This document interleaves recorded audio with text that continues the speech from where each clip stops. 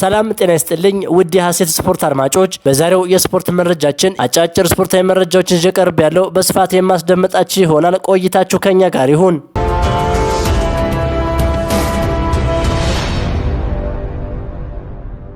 በቶተንሃም ሆትስፐር እየተፈለገ የሚገኘው አሰልጣኝ ሮቤርቶ ዲዘርቢ የሰሜን ለንደኑ ክለብ ቶተንሃም ሆትስፐር ጣሊያናዊውን አሰልጣኝ ሮቤርቶ ዲዘርቢን ለማስፈረም ፍላጎት አሳይቷል። አሰልጣኝ ኢጎር ቱዶርን ያሰናበተው ቶተንሃም ሆትስፐር ሮቤርቶ ዲዘርቢን በቋሚነት የቡድኑ አሰልጣኝ አድርጎ ለመቅጠር እንደሚፈልግ ተነግሯል። ኢጎር ቱዶር በሰሜን ለንደኑ ክለብ የ44 ቀናት ቆይታቸው ደካማ ውጤት በማስመዝገባቸው ከቡድኑ መሰናበታቸው ይታወቃል። ዲዘርቢ ቶተንሃም ሆትስፐርን ለመረከብ ፍላጎት ቢኖራቸውም ነገር ግን ክለቡ በሊጉ መቆየቱን ማረጋገጥ እንደሚፈልጉ ቢቢሲ ስፖርት ምንጮች ጠቅሶ ዘግቧል። አሰልጣኝ ሮቤርቶ ዲዘርቢ የፕሪሚየር ሊጉን ክለብ ብራይተንን ጨምሮ ኦሎምፒክ ዴ ማርሴይን፣ ፓሌርሞ፣ ሳሶሎ እና ሻክታር ዶኔትስክ የመሳሰሉ ክለቦችን አሰልጥነዋል። ቶተንሃም ሆትስፐር በዚህ የውድድር ዓመት በሊጉ 30 ነጥብ በመሰብሰብ 17ኛ ደረጃ ላይ ይገኛል።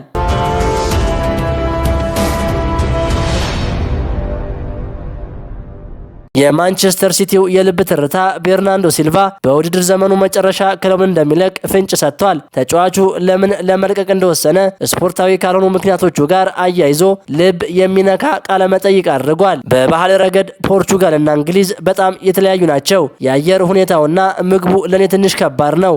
ሁልጊዜ የምቀልደው ማንቸስተር በአውሮፓ ደቡባዊ ክፍል ወይም ሞቃት ቦታ ብትሆን ኖሮ እስከማረጅ ድረስ እቆይ ነበር እያልኩ ነው። ክለቡን፣ ደጋፊዎቹንና የቡድን አጋሮችን ከልቤ ወዳቸዋለሁ።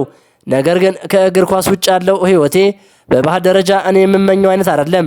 ባለቤቴን ከመገናኘቴ በፊት ማንቸስተር ውስጥ ብቻዬን በነበርኩበት ጊዜ በራሴ ደስተኛ አልነበርኩም። ስለ መልቀቅ ሳስብ የነበረው ምላሽ አስገራሚ ነበር። በሌላ ክለብ ቢሆን ኖሮ ደጋፊዎች ይጮሁብኝ ወይም በፉጨት ይቃወሙ ነበር። የሲቲ ደጋፊዎች ግን በክፋት እጆች ተቀብለው አክብረውኛል። ለረጅም ጊዜ በክለቡ የቆየሁት በእነሱ ምክንያት ነው። ቀደም ብዬ ባለመልቀቄ በጣም ደስተኛ ነኝ።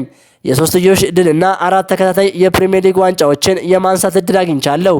ነገር ግን ሲቲ ሊዝበን ወይም ፖርቹጋል ውስጥ ቢሆን ኖሮ እስከ 40 ዓመት ድረስ እዚህ ይቆይ ነበር።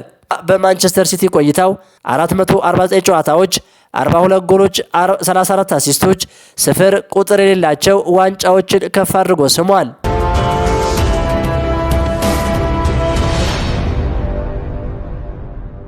የእንግሊዝ ኤፍኤ ካፕ የሩብ ፍጻሜ ጨዋታዎች ቅዳሜና እሁድ ሲጀመሩ ቅዳሜ መጋቢት 26 ማንቸስተር ሲቲ ከሊቨርፑል በዕለተ ቅዳሜ ከቀኑ 8:45፣ ቼልሲ ከፖርት ቫሊ ምሽት 1 ሰዓት ከ30 እንዲሁም ሳውዝሃምፕተን ከአርሰናል ምሽት 4 ሰዓት ሲደረጉ በዕለተ እሁድ መጋቢት 27 ሊድስ ዩናይትድ ከዌስትሃም ምሽት 12 ከ30 ጨዋታቸውን ያደርጋሉ። የሩብ ፍጻሜ ጨዋታዎች መጋቢት 26 እና መጋቢት 27 ሲካሄዱ የማንቸስተር ሲቲና የሊቨርፑል አሸናፊ ከቼልሲና ከፖርት ቫሊ አሸናፊ እንዲሁም የሳውዝሃምፕተንና የአርሰናል አሸናፊ ከሊድስ ዩናይትድ እና ከዌስትሃም ዩናይትድ አሸናፊ ተገናኝተው የሁለቱ ምድብ አሸናፊዎች ደግሞ ለፍጻሜ የሚገናኙ ይሆናል።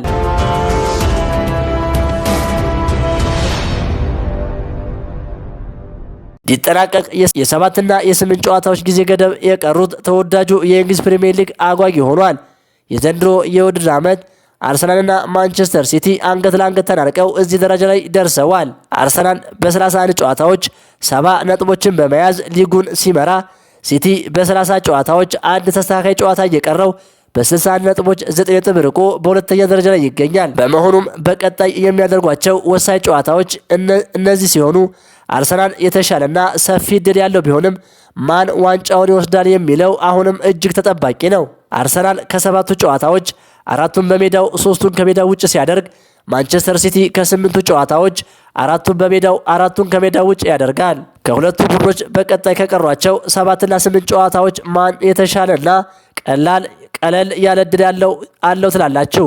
ዋንጫውን ማን ወደ ቤቱ ይዞ ይገባል?